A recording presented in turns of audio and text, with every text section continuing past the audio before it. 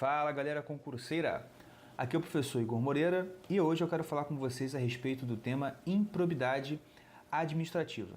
Gente, isso aqui é um tema que a FCC adora cobrar e eu quero falar com vocês aqui algumas dicas importantes para você que está fazendo algum concurso da FCC, para você arrebentar a sua prova e acabar com essa banca de uma vez por todas. Olha só, quando você vê no seu edital o tema improbidade administrativa, você tem que ter em mente que você vai ter que estudar basicamente 3 pontos dessa lei. Os artigos, vou botar aqui, os artigos 9º, 10 e 11, certo? Que fala dos atos em espécie. Quais são os atos em espécie? O enriquecimento ilícito, né? Enriquecimento ilícito no artigo 9º, a lesão ao erário no artigo 10 e os atos que atentam contra princípios da administração aqui no artigo 11. Esse é o assunto que mais aparece. E vou te dizer, além de você saber diferenciar o ato de improbidade do artigo 9º, do artigo 10 e do artigo 11, é importante também que você saiba identificar se o que está acontecendo no ato de improbidade. Se você já viu alguma questão da FCC sobre esse tema, você sabe que a FCC adora contar aquela história gigante envolvendo um prefeito, sei lá o quê, e aí no meio ela fala, o prefeito fez tal coisa, o fulaninho fez tal coisa. Letra A, isso não representa ato de improbidade, ou então isso representa, por isso. Você percebe que a FCC quer que você saiba identificar se aquilo é ou não um ato de improbidade.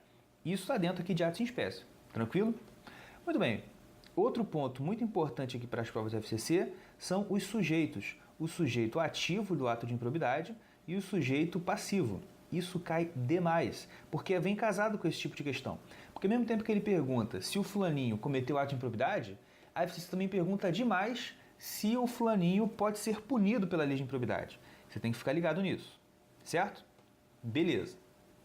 E além disso, você também tem que dar uma boa olhada lá no artigo 12, onde ele vai falar sobre as sanções que você pode sofrer por conta de um ato de improbidade.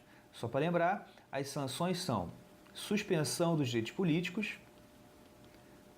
Lembra que não é perda, hein? É suspensão dos direitos políticos. Você tem a perda, você não perde direito político, você perde o cargo, emprego ou função. Você também tem a indisponibilidade dos bens, o ressarcimento ao erário, se houver algum dano, e você também tem lá a multa e a declaração de inidoneidade. Ou melhor, a proibição, idoneidade é licitação, e a proibição de contratar com a administração pública por um determinado período de tempo, certo? Basicamente são essas 6 sanções, essas 6 penalidades que você pode sofrer por um ato de improbidade. Então, basicamente, gente, você tem que focar muito essas 3 pontos aqui. Atos em espécie, sujeitos e sanções. Cai bastante, sim, você vê lá caindo de vez em quando aquela parte de o sucessor, se ele vem aquela regrinha do artigo 3º, mas eu estou te mostrando aqui o que mais foi cobrado pela FCC naquele período que a gente está analisando, que é 2016, 2015, 2014. Nesses 3 anos, o que disparou de aparecer nas provas foi isso aqui. E sujeitos e sanções também foi uma cobrança mais recorrente, por isso eu estou colocando para vocês aqui agora. Certo, galera? Beleza. E como é de costume, agora a gente vai para a nossa dica. Eu vou falar com vocês aqui agora, dar uma dica para vocês sobre os atos em espécie. Vou mostrar para vocês uma forma tranquila de você identificar numa prova qual é o ato em questão e como você vai conseguir identificar ele para matar a questão na sua prova. Vamos lá. Para você identificar um ato de improbidade, você tem que primeiro saber que os atos de improbidade que estão na lei são quais? Você tem o do artigo 9º, que é o ato de enriquecimento ilícito. Você tem o ato disposto no artigo 10, que é o ato de lesão ao erário.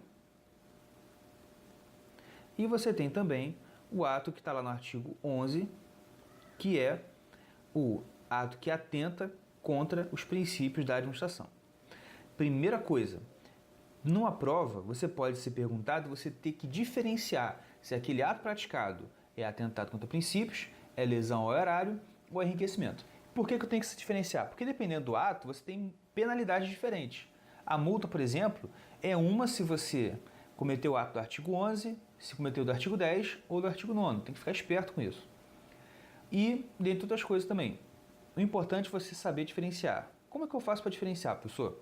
Primeira coisa que você vai ter que diferenciar e você identificar rápido é o ato do artigo 11. Por quê? Anota aí. Porque o ato que você encontra no artigo 11, ele não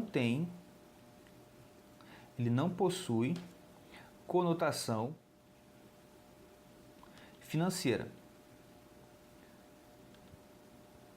No popular, você não tem dinheiro envolvido no esquema. Se você viu um esquema de improbidade armado e não rola dinheiro, pronto, está no artigo 11. Porque os atos do artigo 11 têm essa característica. Elas não envolvem desvio, enriquecimento, nada disso. É só um ato que atenta contra um princípio e que, como tal, a lei considera ato de improbidade. Por exemplo, prevaricação. Você tem, não está com esse nome lá, mas você tem, se você retardar ou deixar de praticar indevidamente ato de ofício, que é o inciso 2 do artigo 11. Você, se fizer isso, vai cometer a improbidade. Só que se você deixa de praticar ato de ofício indevidamente, não necessariamente você recebeu dinheiro para isso. Você pode ser um servidor que fica lá enrolando. Esse cara comete ato de improbidade. E como ato de improbidade, pode ser punido pela lei. E não tem conotação econômica nenhuma, não tem dinheiro. Ninguém recebeu dinheiro para ficar de bobeira. Certo?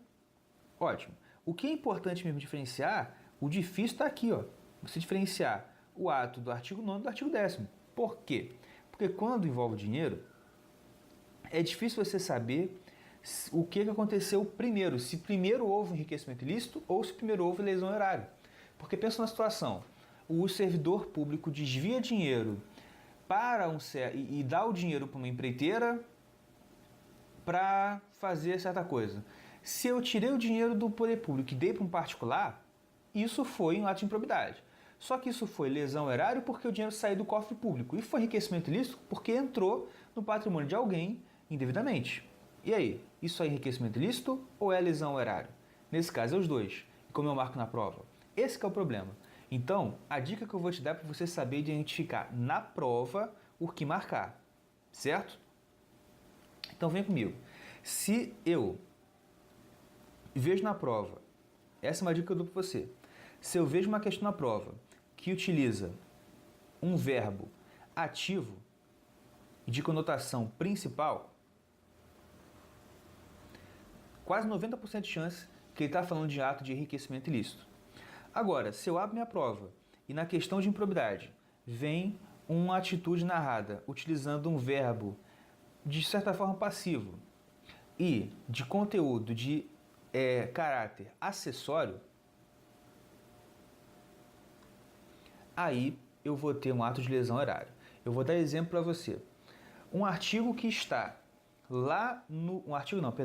Um ato que está lá no artigo 10 da Lei de Improbidade, e que eu vou te mostrar como é que essa coisa do verbo passivo de natureza acessória tem essa conotação. Olha só.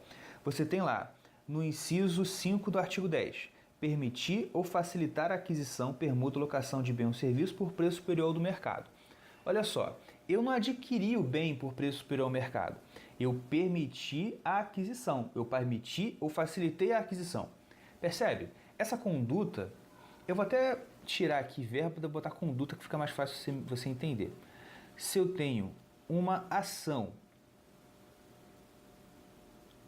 ou uma conduta de passiva, porque olha só, a ação de permitir ou facilitar a aquisição não é a principal. Quem adquiriu foi outro. Eu permiti a aquisição. Percebe? Eu estou atuando como acessório. Isso é artigo 10. Isso é lesão ao erário. Quase sempre, nas questões de prova, vai ser assim.